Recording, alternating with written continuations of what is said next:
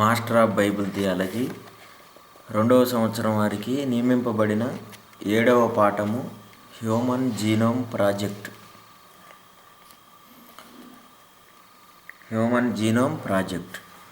2001వ సంవత్సరంలో శాస్త్రవేత్తలు ఒక ప్రకటన చేశారు. అదేంటంటే ఒక ప్రాజెక్ట్ని తయారు చేసి ఒక ప్రకటన చేశారు. అదేంటంటే మానవ ఆయుష్కాలాన్ని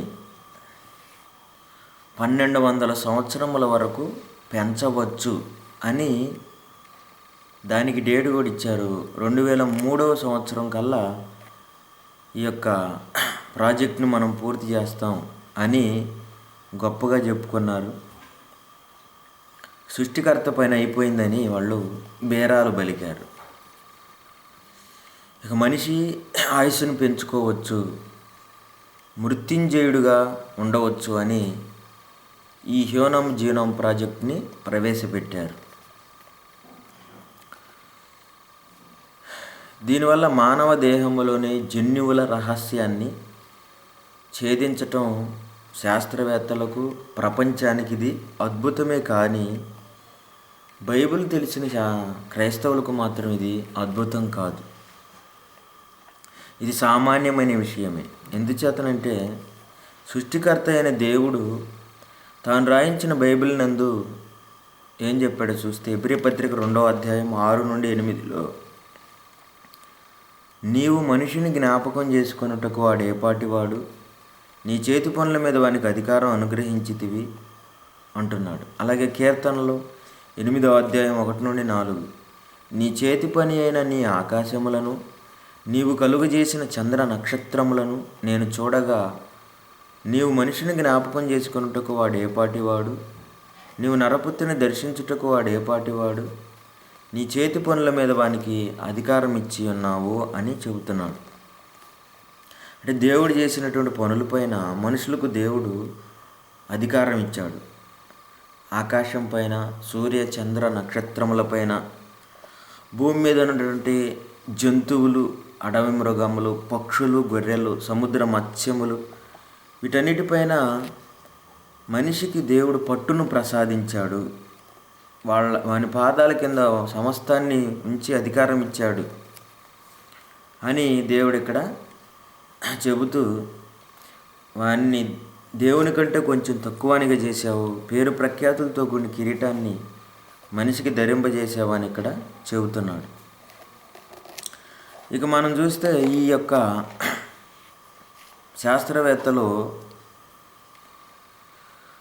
ప్రకృతి నుండి వచ్చినటువంటి ఈ యొక్క సంగతులను పరిశోధన చేసి శాస్త్రం పేరుతో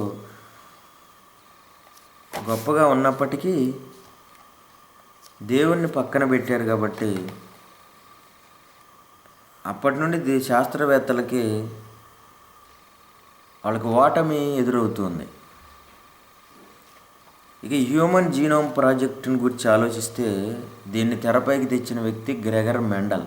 ఈయన ఒక చర్చి ఫాదర్ అయినప్పటికీ ఈ మొక్కలపైన పరిశోధనలు చేసి శాస్త్రవేత్తగా మారిపోయాడు. జన్యుపరమైన అంశాల మీద పరిశోధన చేశాడు ఈయన. అయితే దేవుడు బైబిల్లో కీర్తనలో గ్రంథంలో ఇందాక చదివిన మాట, సుమారు 3000 సంవత్సరాల క్రితమే మానవ సాధన,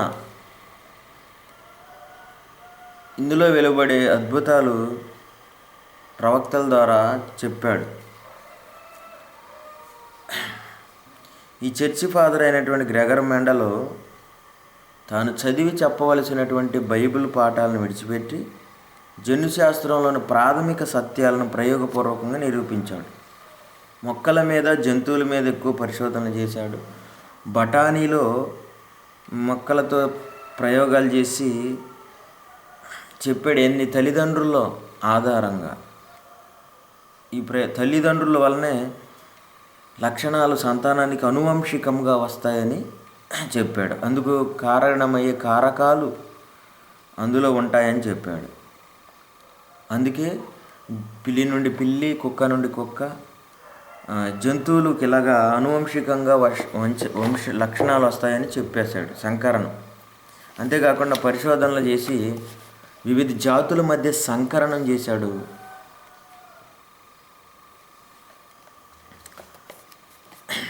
దేవుని రహస్యాన్ని కనుగొన్నాము.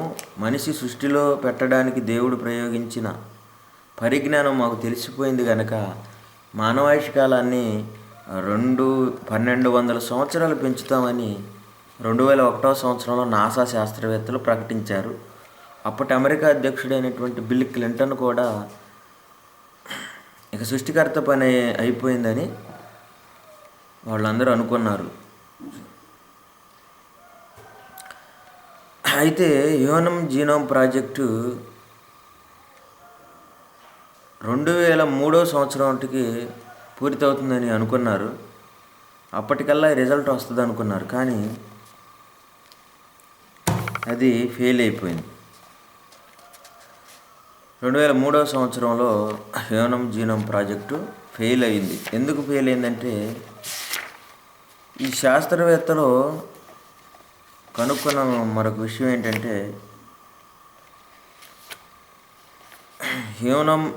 మైటోకాండ్రియా ఉంటుంది. మనిషి కణాల్లో మైటోకాండ్రియా అని ఒకటి ఉంటుంది. ఈ మైటోకాండ్రియాలో ఉన్నటువంటి ఒక కణం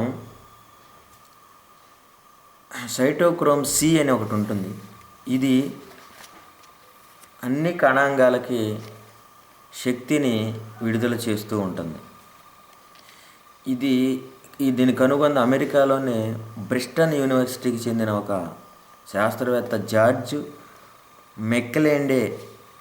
ఈయన కనుగొన్న ఏంటంటే సైటోక్రోమ్ సి అనేటువంటిది శక్తిని విడుదల చేయటమే కాకుండా మనిషిని బలహీనం చేసే కణాలను కూడా, శక్తివంతమైన కణాలను కూడా ఇది విడుదల చేస్తుంది.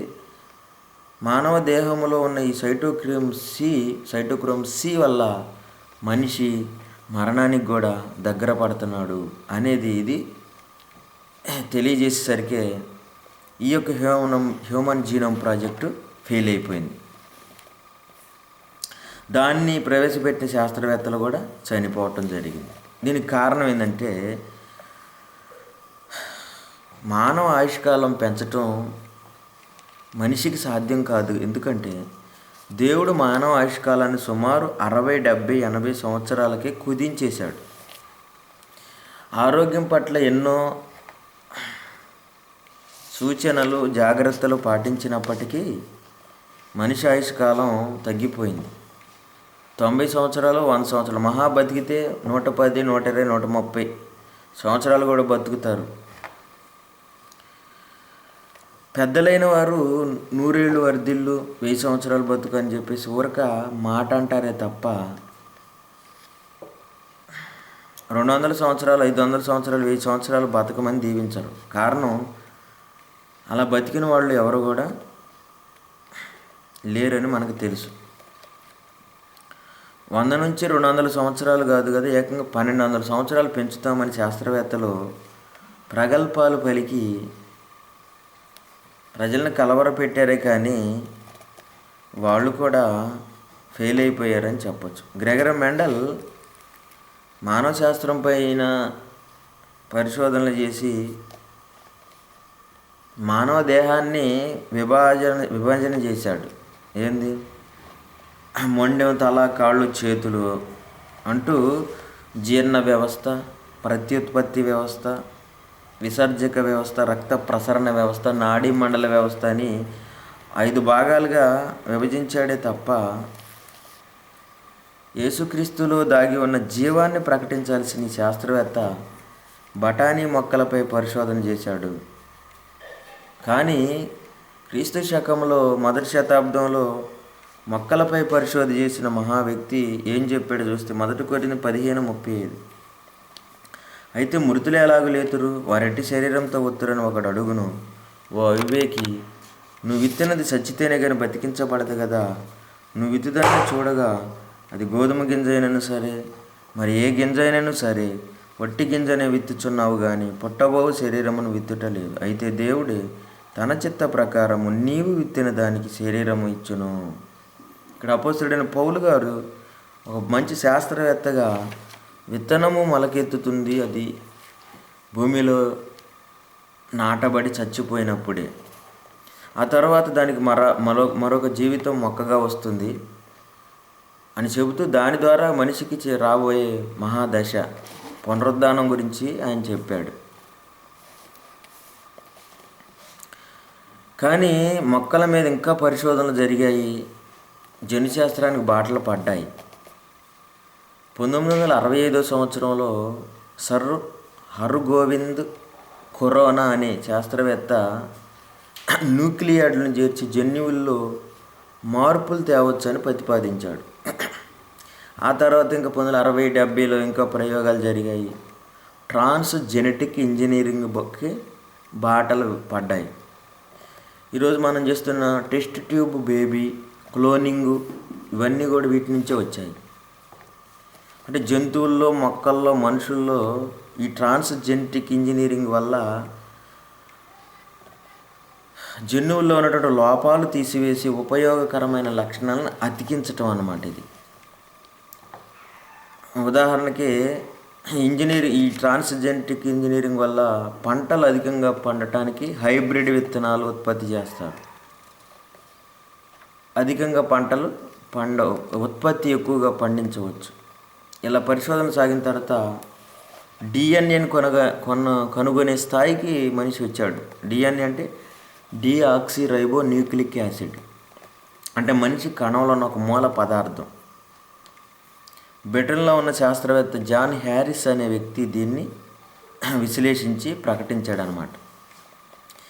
మానవ జీవితకాలాన్ని 1200 సంవత్సరాల వరకు పొడిగించవచ్చు అని ప్రకటించిన వాడు ఇతనే, జాన్ హ్యారిస్. ఎలా పొడిగిస్తామని అడిగితే ఏమన్నాడంటే, అప్పుడు డిఎన్ఏలో మనిషి మరణించటానికి కారకాలు ఉంటాయి, అనేక పదార్థాలు కనిపిస్తాయి, ఎన్నో ప్రాణాంతకాలకు ఈ డిఎన్ఏ కారణమవుతుంది కనుక దాన్ని గుర్తించి మనం డిఎన్ఏను మంచి స్థానంలో ఏర్పాటు చేస్తే ప్రాణాంతక వ్యాధుల్ని తీసివేసి మనిషిని రక్షించవచ్చు అని చెప్పాడు. ఇంతకు అతని ఉద్దేశం ఏంటంటే, తల్లిదండ్రుల నుండి చాలా వ్యాధులు అనువంశికంగా పిల్లలకు వస్తాయి. మధుమేహ వ్యాధి కానీ, గుండె సంబంధించింది, బట్టతల, రక్తపోటు, ఇలా కొన్ని వందల సంఖ్యల అనువంశిక రోగాలు ఉన్నాయి. ఇవి తల్లిదండ్రుల నుండి తరాలకు వస్తాయని చెబుతూ ఈ డిఎన్ఏను గుర్తించి ట్రాన్స్జెనెటిక్ ఇంజనీరింగ్ పద్ధతి ద్వారా వాటి స్థానంలో మంచి డిఎన్ఏలను ప్రవేశపెడితే మనిషి ఆయుష్కాలాన్ని సుమారు 1200 సంవత్సరాలు పెంచవచ్చు అనే అంచనా వీళ్ళు కలిగి ఉన్నారు. అది 2003కి మేము సాధిస్తామన్నారు. అది నిజం అనిపించింది, కానీ అప్పటికి మనిషి ఆయుష్కాలం అంత ఉంటుందా అంటే, దేవుడు మనిషి ఆయుష్కాలాన్ని తగ్గించడం మనం చూసాం. 1200 సంవత్సరాలకు పెంచవచ్చు అనుకున్న ఈ శాస్త్రం పెంచలేకపోయింది. జన్యు మార్పిడి పద్ధతి, డిఎన్ఏ, ఇవన్నిటి కూడా కనుగొన్నప్పటికీ కూడా ఉపయోగం లేని పరిస్థితి అయిపోయింది. దేవుడు ఆదికాండం 5వ అధ్యాయము 27వ వచనంలో అత్యధికంగా బతికినటువంటి వ్యక్తి మెతూషెల 969 సంవత్సరాలు బతికాడు. అంటే దేవుడు మొదటి మానవులకు ఇచ్చిన ఆయుష్కాలం 1000 సంవత్సరాలు. ఇక 1200 సంవత్సరాలు పెంచాలనుకున్న శాస్త్రవేత్తలు చేయలేకపోయారు. ఈ శాస్త్రవేత్తలకు ఉన్న గర్వం ఏంటంటే, మాకంతా తెలుసు అన్నది ఇలా గర్వం. సృష్టిలో ఉన్న పదార్థాలను బట్టి ఏవో కొన్ని సూత్రాలు సాధించారు. న్యూటన్ సూత్రం ఉందనుకోండి, 1000 టన్నులు బరువు కలిగిన ఓడ సముద్రం పైన, విమానం గాలిలో ఎగరటం, ఇలా మనిషిని శాస్త్రపరంగా పైకి తీసుకెళ్ళారు. కానీ ఇలాంటి వాటి వలన ఉపయోగాల కంటే నష్టాలు ఎక్కువగా ఉన్నాయి. ఉదాహరణకి ఆల్బర్ట్ ఐన్స్టీన్ కనుగొన్న అణుశక్తి వల్ల అణుబాంబులు కనుక్కొని మరి ఈ యొక్క యుద్ధాలకు దారితీసింది. ఈ అణుశక్తిని మొట్టమొదటిగా శాంతియుత ప్రయోజనాలకు, వ్యవసాయానికి ఉపయోగించాలనుకున్నారు, వైద్యానికి.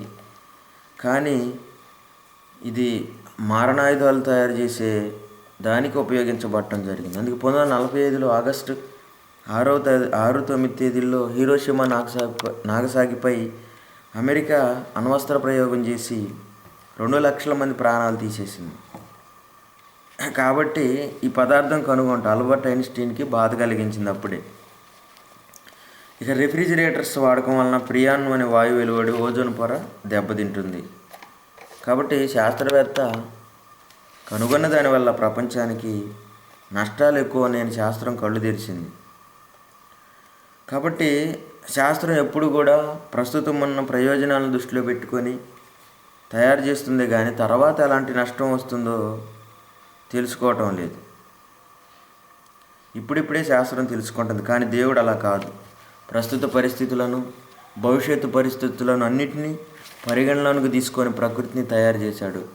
దేవుడు తయారు చేసిన ప్రకృతి ఎప్పుడు ఎవరికి కూడా సైడ్ ఎఫెక్ట్స్ లేకుండా, ఎలాంటి సమస్యలు లేకుండా దేవుడు సృష్టించాడు. కానీ మనిషి కనుక్కున్నటువంటి ట్యాబ్లెట్స్ వల్ల కూడా సైడ్ ఎఫెక్ట్స్ వస్తున్నాయి. సెల్ టవర్స్, సెల్ ఫోన్స్ వలన మెదడు సంబంధించిన రోగాలు వస్తున్నాయి. మనిషి కనుగొన్న వాటి వెనుక ఎంత లాభం ఉందో అంతకు మించిన నష్టం కూడా ఉందనేది మనకి అర్థమవుతుంది. ఇక 2001లో తలపెట్టిన హ్యూమన్ జీనోమ్ ప్రాజెక్టు కూడా అలాంటిదైంది. 2003వ సంవత్సరం నాటికి ఇది సక్సెస్ అవుతుంది అనుకున్నారు, కానీ అది ఫెయిల్ అయిపోయింది. ఫెయిల్ అవ్వటానికి గల కారణం ఏంటంటే దేవుడు బైబిల్లో చెప్పాడు. సామెతలు 21:30లో యెహోవాకు విరోధమైన జ్ఞానమైనను వివేచన అయినను ఆలోచన అయినను నిలబడదు. కనుక దేవుని యొక్క ఆలోచన ఎలా ఉందంటే ఆదికాండం 3:19లో నేల నుండి నువ్వు తీయబడితే నువ్వు మన్నే కనుక తిరిగి మన్నైపోతావని చెప్పాడు. అంటే మనిషిని దేవుడు మొట్టమొదటిగా మరణము లేనివానిగా ఉంచాడు. అయితే మనిషి చేసిన తప్పు వల్ల మనిషి ఆయుష్కాలాన్ని దేవుడు తగ్గించాడు. అప్పటి ప్రారంభంలో 1000 సంవత్సరాలు అధిక ఆయుష్ కలిగినటువంటి మనిషి సుమారు ఆదాము 930 సంవత్సరాలు, షేత్ అయితే 912 సంవత్సరాలు, ఎనోషు 905 సంవత్సరాలు, కేయినాను 910 సంవత్సరాలు, మహాలేలు 895 సంవత్సరాలు, ఎరేదు 962 సంవత్సరాలు, హనోకు అయితే 365 సంవత్సరాలు, మెతూషెల 969 సంవత్సరాల ఆయుష్ని కలిగి ఉన్నారు. దేవుడు వాళ్ళకి ఇచ్చాడు. 1000 సంవత్సరాల ఆయుష్ కాలంలో వీళ్ళు మంచిగా ఉండాలని కోరుకున్నాడు, కానీ వాళ్ళు మంచిగా ఉండలేకపోయారు. అందుకే దేవుడు ఒక నిర్ణయం తీసుకున్నాడు. ఆదికాండం 6:3 అప్పుడు దేవుడైన యెహోవా, నా ఆత్మ నరులతో ఎల్లప్పుడూ వాదించదు, వారు తమ అక్రమ విషయంలో నరమాతులై ఉన్నారు, అయినను వారి దినములు 120 ఏండ్లగును అనెను. దేవుడు 1000 సంవత్సరాల ఆయుష్కాలం ఇస్తే వాళ్ళ అతిక్రమాలు పెరిగిపోయాయి. తినుచు త్రాగుచు పెండ్లాడుచు పెండ్లికిచ్చుచు బిజీగా బతుకుతున్నారు. అందుకే వాళ్ళ సంఖ్యని 1000 సంవత్సరాల నుండి దేవుడు 120 సంవత్సరాలకి తగ్గించేశాడు. ఒక రాజకీయ నాయకుడు 5 సంవత్సరాల రాజకీయంలో ఎలా దోపిడీ చేస్తాడో అలా మనిషి 1000 సంవత్సరాల కాలంలో అధిక పాపాలు చేస్తున్నాడు. కాబట్టి దేవునితో నడిచేవాళ్ళు లేరు, ఒక హానోకు తప్ప. అందుకని దేవుడిగా ఆయుష్కాలాన్ని 120 సంవత్సరాలకి తగ్గించాడు. ఇంకా ఆ తర్వాత ఇంకా తగ్గించేశాడు. అప్పటికి కూడా మోషే కాలం వచ్చేసరికి ఇంకా ఆయుష్కాలం ఎంత చేశాడు చూస్తే కీర్తనలో 90:10 మా ఆయుష్కాలం 70 సంవత్సరములు, అధిక బలమున్న ఏళ్ళ 80 సంవత్సరములు, అయినను వాటి వైభవము ఆయాసమే దుఃఖమే అని ఇక్కడ మన కీర్తనకారుడు చెప్తున్నాడు.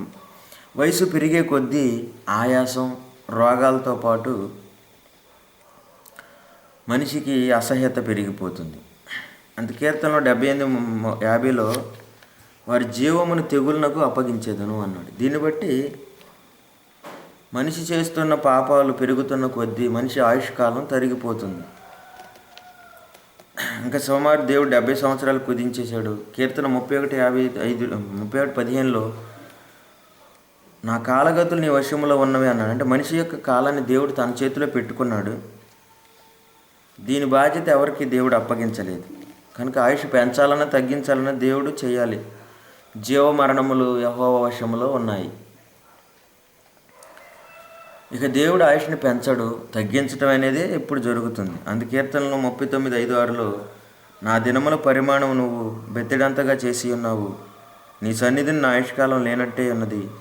ఎంత స్థిరుడైన ప్రతివాడును కేవలం ఒట్టి ఊపిరి వలె ఉన్నాడు. మనుషులు ఒట్టి నీడ వంటి వారై తిరుగులాడుదురు. వారు తొందరపడుట గాలికే కదా, వారు ధనం కూర్చుకొందురు కానీ అది ఎవరికి చేజిక్కున వారికి తెలియదు. ఇక్కడ మనుషుల పరిమాణం బెత్తెడంతగా చేసేసాడు. మైటోకాండ్రియాలో ఉన్నటువంటి సైటోక్రోమ్ సి శక్తి కణాలను విడుదల చేస్తూ దానితో పాటే మనిషిని బలహీనపరిచే రోగాలు కలిగించే కణాలు కూడా విడుదల చేస్తూ మనిషిని చంపేస్తుంది సైటోక్రోమ్ సి. ఈ సైటోక్రోమ్ సిని దేవుడే పెట్టాడు, దానికి సిగ్నల్స్ దేవుడే ఇస్తున్నాడు. అది ఎందుకు చదివాం కదా, కీర్తనలో 78:50 వారి జీవమును తెగులునకు అప్పగించేదను అన్నాడు. అది అందువల్ల సైటోక్రోమ్ సి కారణంగా మనిషి ఆయుష్కాలం క్షీణించిపోతుంది.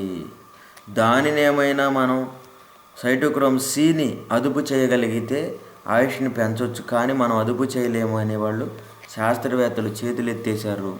హ్యూమన్ జీనోమ్ ప్రాజెక్టు 2003 ఫెయిల్ అయిపోయింది. దాన్ని ప్రవేశపెట్టిన శాస్త్రవేత్తలు కూడా చచ్చిపోయారు. ఇంకా దేవుడు అంటున్నాడు యోబు గ్రంథం 14:5 నరుల ఆయుష్కాలం పరిమితి గలది, వారి నెలల సంఖ్య నీకు తెలిసే ఉన్నది, మెంచజాలని వయు పరిమాణం వారికి నియమించి ఉన్నావు.